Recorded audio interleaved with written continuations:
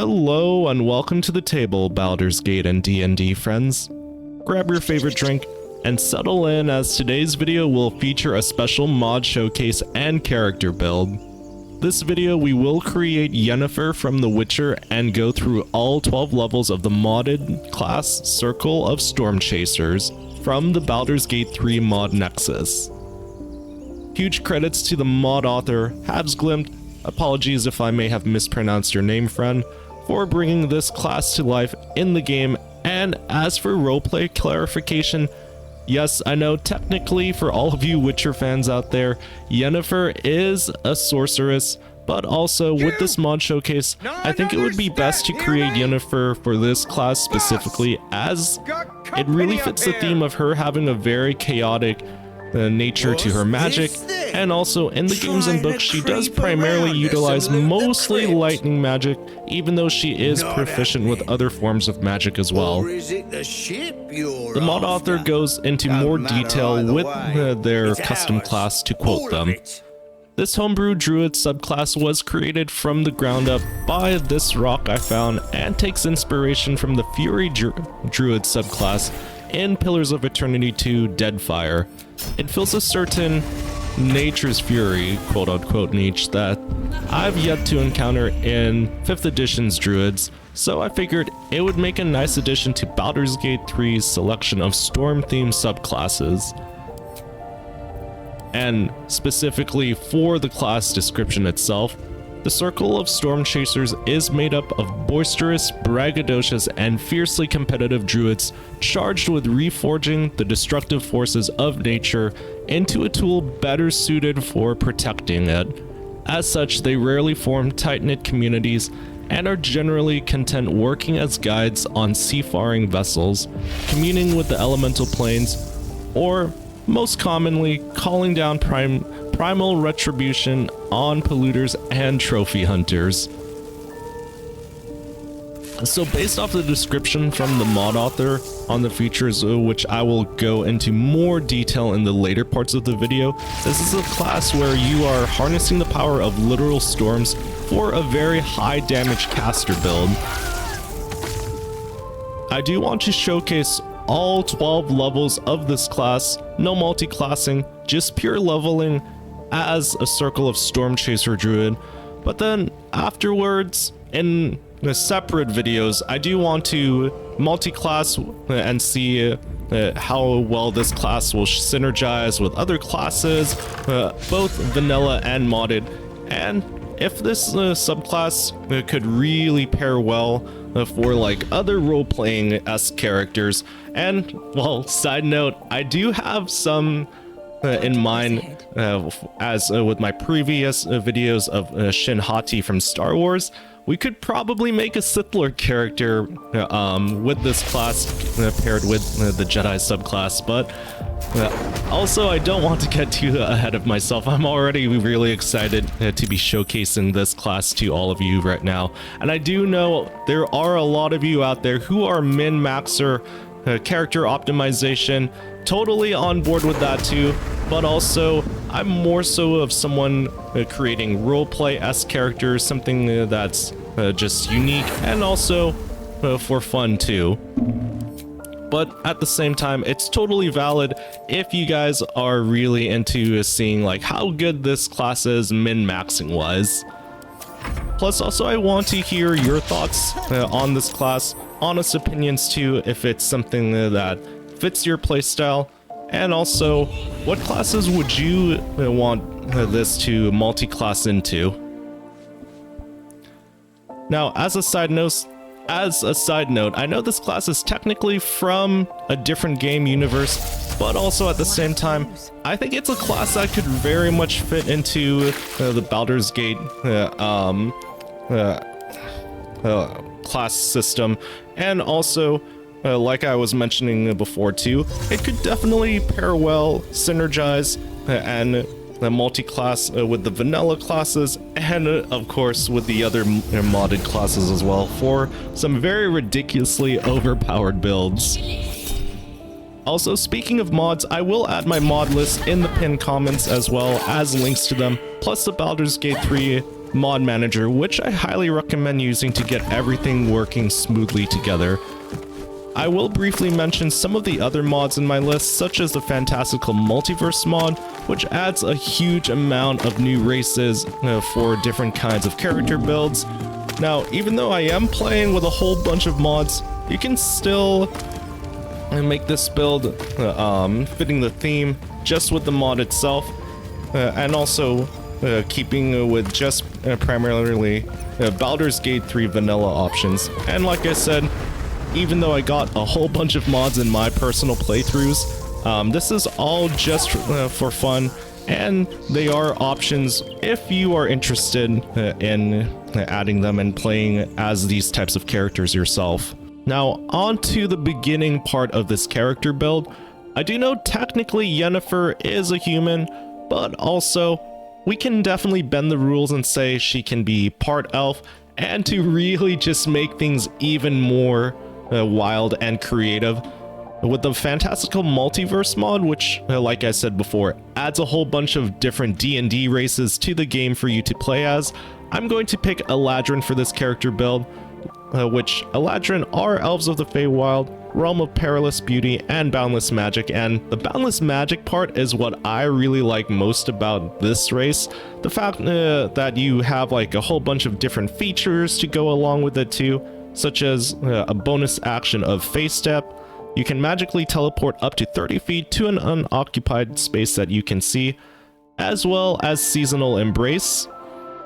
Some Eladrin remain associated with a particular season for their entire lives, whereas other Eladrin transform, adopting characteristics of a new season. An Eladrin season can change, though some remain in one season forever. Choose your season whenever you finish this trance, and change it as well. Now, the thing too I like about this for flavor and roleplay wise is the different seasons grant you different buffs as well. We can definitely go into more detail about that later on in the character build, but also it just adds basically more stuff and different strategies for you to play around as with Yennefer. Another action you have is trance proficiencies. Whenever you finish a trance, you can gain 2 proficiencies that you don't have, each one with a weapon or tool of your choice. Mystically acquire these proficiencies by drawing them from shared elven memory, and you retain them until you finish your next long rest. Now that's another thing too, is like it basically just adds a whole bunch of versatility, and you can mix up whatever playstyle or character that you want to make. I do want to go back to Face Step. It can be argued and roleplayed with Yennefer, as she does have access to interdimensional doors, or essentially teleportation, from what I've seen in the Witcher show. Other race features for Eladrin are Fey ancestry. As with other elves, you have advantage on saving throws against being charmed. We also have advantage on saving throws against being put to sleep as well, plus also dark vision. The starting class is Druid. We don't have access to the subclass just yet, but later down the line, I can guarantee you and promise you that those levels in Circle of the Stormchaser will be worth it. As for the starting spells, to fit the theme of Yennefer with her lightning, we're going to start off with Thunderclap, which does 1d6 damage, and unleashes a Shudder Ferocity of a Thunderhead upon your foes in melee range, and also Produce Flame. A flame in your hand sheds a light in a 9mm radius and deals 1 to 8 fire damage when thrown. Now, side note too, I am also using the 5th edition spells and cantrips, which adds a whole bunch of new spells and cantrips from the base D&D game, and brings them to life in Baldur's Gate 3, which I really enjoy a whole bunch as someone who plays primarily casters. This adds a whole range of different options for us, and also it just spices up our character builds more. For the background, it can be argued that Yennefer could have the background of an acolyte, spending a lot of her time as a student sorceress and learning sacred rites I'm sure, yes, providing sacrifices and also providing us skills of insight and religion. Insight is going to be one of our main skills as well, with a massive +5, mainly because with our ability allocation, it is going to be dumped mostly into wisdom. The rest of it can be dumped into constitution and dexterity too, respectively, with charisma being left alone, but we'll also need to be taking points away from intelligence and strength too, to sacrifice those, so then we can actually really bump wisdom up. And side note, wisdom of course is going to be the casting modifier for our Stormchaser Druid build, plus also later on as we level up, we will be adding our wisdom modifier to attack and damage rolls with our lightning based attacks, hence the reason why we are dumping so much points into it. Constitution, I decided to have the second highest, just because, well, having a little bit more extra health in the early stages is always a really good thing, and just a nice little safety net too. As for skill proficiencies, you could really go either way with this, and I'm sure there's some Witcher fans out there that definitely know the lore and characters better than I do, but also for utility purposes, and also these are skills that I find personally super useful. Sleight of hand being a +4, medicine and perception +5, insight being a +5, and also, well, religion is a part of our acolyte background too. Just a +1, but hey, better than nothing. As for spells, you're mostly going to be sticking to offensive and also utility-based spells such as Snare, creating a 1.5 magical trap on the ground, triggered when a small or larger creature moves near it, causing them to possibly fall prone and become restrained. Fog Cloud is also going to be useful for blinding your enemies. Thunder Wave is going to be very fitting thematically and also useful for damage output. Release a wave of thunderous force that pushes away all creatures and objects. And also Earth Tremor, with its 1d6 bludgeoning damage, cause a tremor on the ground and make the terrain difficult and affecting all nearby creatures, possibly knocking them prone as well. As for specific gear for Yennefer, we'll be using the Circlet of Mental Anguish, which grants us Psychic Leech. When an enemy fails a Charisma, Intelligence, or Wisdom saving throw against one of your spells or cantrips, you regain 1 to 4 hit points, which honestly helps with a little bit of self-sustain and pairs really well with Ring of Regeneration. At the beginning of your turn, the ring activates and heals you with 1 to 4 hit points. Having these two stacked together each turn potentially could really help you stay longer in combat. Speaking of helping you in combat, Cloak of Displacement allows us at the beginning of the wearer's turn. The cloak will activate, granting enemies disadvantage on attack rolls that target the wearer. This effect lasts until the wearer actually takes damage, so not necessarily really tanking, but also just giving you a little bit of leeway. But when it comes to actual protection, Adamantine Scale Mail gives us a 16-8 armor class. A magical plate means all incoming damage is reduced by 1, with Adamantine Backlash helping us with melee attacks, sending enemies reeling for 2 turns. Now specifically for reeling, that means like recovering from a receiving terrible blow or hitting a strong metal has a -1 penalty to attack rolls for every turn remaining. That's going to essentially punish enemies for actually landing hits on us. And also, well, we'll get disadvantage on stealth checks, but attackers also can't land critical hits on us either. We're not going to be we're not totally squishy as a caster, as a druid, but also we can't be totally relied on to take the hits for everything, really. Forked Lightning Fingers is a nice little roleplay choice for us, as our unarmed attacks will deal an additional 1 to 4 lightning damage if we so choose to go that route. There's also, side note, a mod that I have which adds different fighting styles for us to choose as a feat too. That includes unarmed fighting, but we'll also get lightning bolt with the spell, adding yet another bit of a spell arsenal to our Circle of the StormChasers. We also get Space Hunt boots, which has Dimension Door. I'm also mainly picking this for roleplay reasons, just because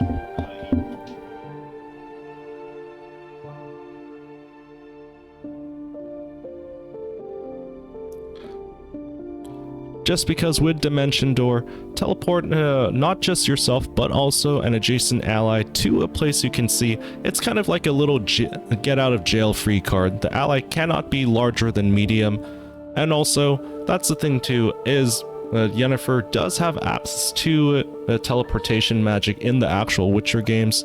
Blast Pendant gives us lightning blasts. Focus the electricity in our veins to strengthen our next lightning spell or cantrip. This is definitely something that I would prepare outside of combat, and it's kind of a little bit metagamey, but also it really just complements the overall Stormchaser class. We also get Ring of Protection, gives us an extra +1 to armor class and saving throws. Just a little buff to complement Ring of Regeneration, and also adding a little bit of protection. We'll also have Arcane Absorption Dagger, which will help us out as a caster with Arcane Absorption. When you kill an enemy with a melee attack, regain one of your spent first level spell slots, and a weapon enhancement +1 too. At level 2 with Circle of the StormChasers, we gain cantrips of Shocking Grasp and Thaumaturgy. Thaumaturgy being an advantage on intimidation and performance checks, and also Shocking Grasp being a lightning based cantrip that is limited to melee range, but hey, it's early game cantrips. Plus also Thunderwave and Fog Cloud gets buffs as well, but the main feature here is essentially going to be a lightning wild shape called Storm Shifter. Enrobe yourself in bolstering elemental energy, gain 6 temporary hit points, and add your wisdom modifier to your lightning, thunder, or cold damage rolls. Additionally, storm clouds swirl around your feet and dampen your falls, granting you immunity to falling damage. Storm Shifter will end early if you use any form of wild shape or become incapacitated, and can only have temporary hit points from one source. So even though it's limited and can't be stacked with wild shape, 6 temporary hit points at the very start of the game is it's basically like not a total get out of jail free card, but it's a nice little safety cushion as well. Adding on to the fact that with our wisdom modifier being a +3 at this level, and later on of course we're going to max it out as much as possible too. That's going to be a huge boon for us as well. Also, go ahead and choose whatever spell you want for that extra spell slot. Personally for me, I went with Absorb Elements, just for the fact that it decreases and it gives you a little bit of resistance to any elemental damage. Plus also, it stores it for your next dagger attack, should you find yourself in melee range too.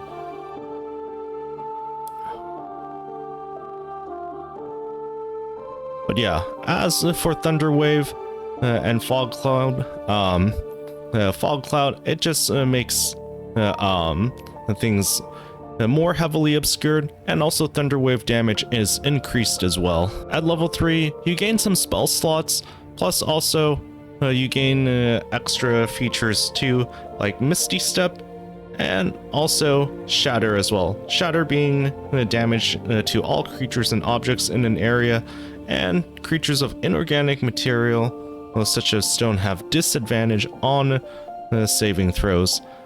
Plus also, this is going to essentially 3d8 thunder damage. That can be a massive amount potentially. And also Misty Step, it just adds a little bit extra flavor to Yennefer as well, and gives her another option to escape combat should things get a little bit too hairy. Also, go ahead and choose whichever spells you want to mix and match here. Personally, for me, I like having Dust Devil for roleplay purposes. It kind of fits the theme of Circle of Stormchasers, since you're summoning a literal tornado. And also, I personally like having Hold Person as well, just because of the fact that being held in a tornado is pretty terrifying, but this gives you a little bit extra battlefield control. And speaking of battlefield control, Spike Growth is also a good complementary spell for you to make enemies have like a difficult time actually reaching you or members of the party. At level 4, we gain a cantrip, and also this is where we can pick our feat too. We also gain more wild shape options as well, but remember, we don't want to really focus too much on picking certain wild shapes because of the fact that our Storm Shifter won't stack with them. For feat, you can go with any one of these. I personally would dump points into ability improvement and just really try to get our wisdom modifier as high up as possible too. As for the cantrips, you can really go either way with this. For me personally, I would like to probably either go with Thorn Whip just to give you a little bit of another offensive option. Frostbite is also a pretty good one to do as well, or also Gust just to push enemies out of the way easier. At level 5, we gain an additional extra attack and also level 3 spell slots as well. For the spells here, I would personally fill that extra slot with Call Lightning to really fit with the Storm Chaser vibe, and also for 10 turns, you can call this lightning down again without expending any spell slots. So essentially, it's just you having the chance to cast lightning as much as possible. Protection from energy is also a good one to have here. Touching your allies to grant them resistance to any incoming elemental damage, or you can also throw more offensive capabilities in with Sleet Storm. Call forth a storm that disrupts the concentration of spellcasters, douses fires, and creates an ice surface. This is pretty good for more battlefield control. Or you could also, well, like I said too, just really go with whatever spells that fits your specific playstyle at this level too. Now at level 6, we gain another specific action that's only available for the Storm Chaser class. Storm's Reach, 9 to 72 damage, which, Jesus, that is an insane, that is like a high amount of potential for damage at this level. Quickly draw energy from the atmosphere to strike a nearby enemy, possibly dealing a number of d8s equal to your proficiency bonus in lightning, thunder, or cold damage. And yeah, like I said again, that's why we're dumping so much, we've dumped so much points into Wisdom, not just the fact that it's our casting modifier, but also the fact that our damage is reliant on it as well. Erupting Earth is also a good spell to have at this level too, damaging enemies out from under their feet and also creating difficult terrain for them. It's not necessarily fitting of a storm. It doesn't exactly fit the roleplay, but I will say it complements the combat well, if that makes sense. At level 7, we gain Ice Storm and also Conjure Minor Elemental. The Minor Elemental I really like as well, just because, well, I'm a little biased here, but I do tend to be a bit of a summoner when it comes to casting, and also just having an extra ally in combat to either be used as a meat shield or to stack up a little bit more on damage is always a very safe and reliable playstyle. As for Ice Storm itself, You can do 6 to 40 damage with this. Impel a storm of hail and ice to crash from the sky, covering the ground and striking objects and creatures within range. Yet again, more battlefield control, and also for 2 turns, you create an ice surface, which, yes, it's another type of difficult terrain, slowing down movement speed, and also making it possible for creatures to fall prone. Plus also we gain a whole plethora of different spells to have at our disposal too. Go ahead and decide which ones you want to mix and match here. I'm definitely going to keep Summon Elemental, just because, yes, having, like I said, having that extra ally in combat to distract enemies with, take the hits for you, and also dish hits on them at the same time. That's going to be really useful and helpful for us. At level 8, we can prepare more spells if you so choose, but also,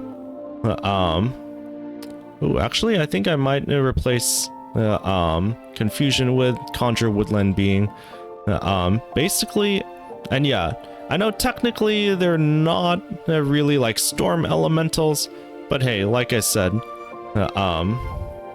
having those extra allies with you, and yeah, you know what?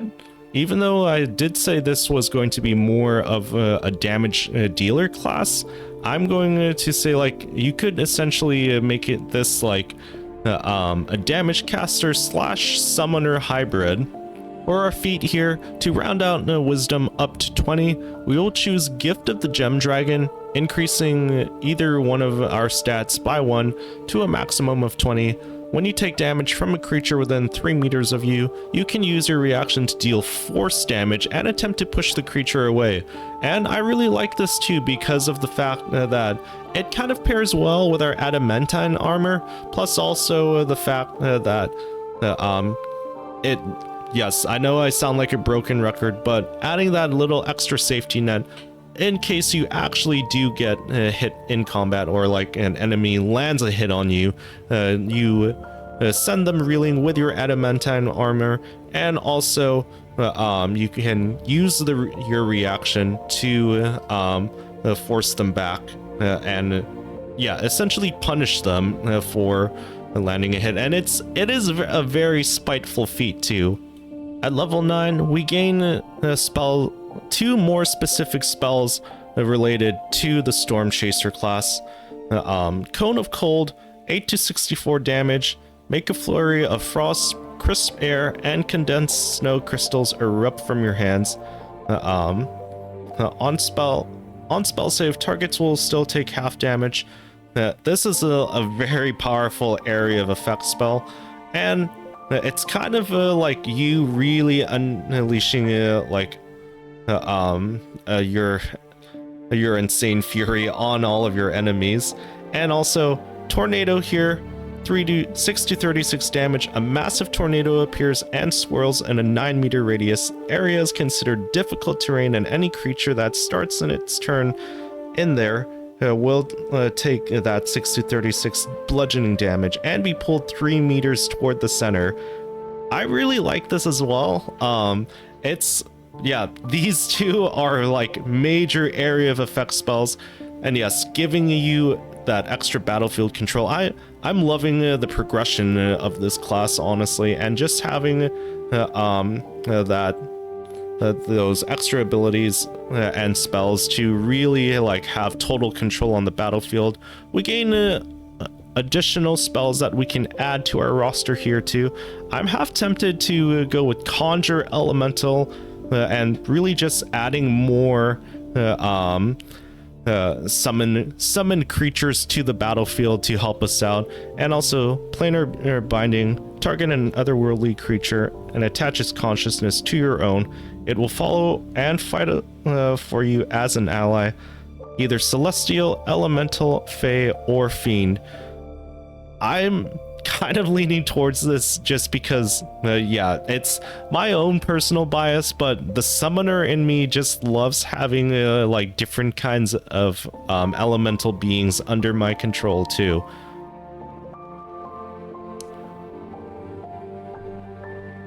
Alright, so we'll definitely pick Conjure Elemental to pair with our Minor Elemental, and also Conjure Woodland Being. Mass Cure Wounds is pretty useful here too. I think we'll get rid of Spike Growth and replace it with Planar Being, adding to more extra control. Insect Plague does sound really powerful, but also at the same time, I want to keep this like as thematic of a build as possible.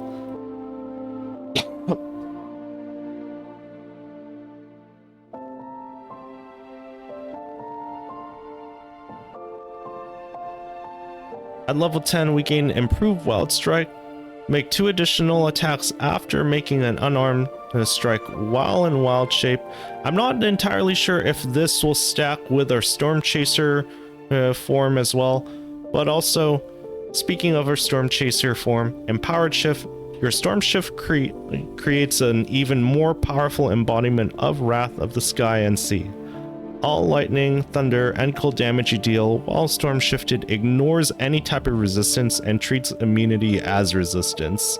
Additionally, the transformations grant you a flying speed equal to your movement speed and allows you to hover, ignoring surfaces and effects of difficult terrain. Now, I know technically Yennefer doesn't know the ability to fly, but also giving her like that floating animation would really just add to her epicness and basically like her intimidation factor as well. We also get to choose an extra cantrip here. I'll just round it out and choose Thorn Whip, but like I always say as well, choose whatever really fits your personal playstyle. Alright, and for the most part, I think I'll keep all of my spells the same at this level, but then again, if you want to mix and match or like have Dominate Beasts, for yourself and well, basically just add more to your arsenal as a caster, go for that too. At level 11, we gain extra level 6 spell slots, but also at the same time, I'm pretty happy with everything I got going on for me at the moment right now. Fleshy Stone and that massive heal could be potentially useful as well.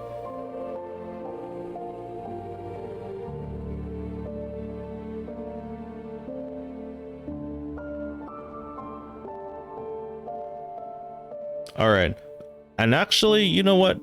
At Druid level 12, with our spell slot, I do like the idea of Sunbeam. You could justify it as the sun being a part of like your elemental fury and also part of the storm too. Blinding all of your enemies can be a really useful effect in the later stages of the game. Plus also, well, polymorph could be useful, but I also like I was saying before, for roleplay purpose wise, this definitely fits the thematic vibe of the Stormchaser. And well, I know this sounds corny, but literally you being one with the wind. Transform yourself and all nearby party members into tiny clouds of mist to avoid incoming attacks. Also for feat here, you could really go any way with this, to be honest. Now, honestly, you could really go with whatever. I know it sounds like a cop-out, but just whatever fits your personal playstyle. For me, I really like having Mage Slayer, being able to break concentration of enemy mages, and also using reactions to attack enemy mages after they cast a spell within melee range of us. It's kind of not only, it's not just enough to be a really good caster, but at the same time, just be someone that's like that can be like a really good mage and anti-mage too. Lucky is also a good go-to here too, in order to reroll your attacks or making an enemy reroll theirs. like I say, go either way with this one. For me personally, luck is always in general like something very useful to have. Alright everyone, that's all 12 levels of Circle of the Stormchaser for this unique Druid subclass. Let me know in the comments if you would change anything up in terms of spell selection, your personal playstyle, min-maxing, or if you just want to roleplay a certain way with this class. And also, if you have any other builds or classes that you would like me to showcase, I know I have several more on the way too. I made a promise to some people that I would create eventually a Sisters of Silence 40k build, plus also a couple of more Warhammer character builds as well, just for fun. But as always, if you love talking shop about all things D&D, Baldurs Gate builds, a little bit of Elder Scrolls and Warhammer lore as well, remember to hit that like and subscribe button and bell icon notifications, and I'll save you a seat at the table for our next adventure. Take care, friends.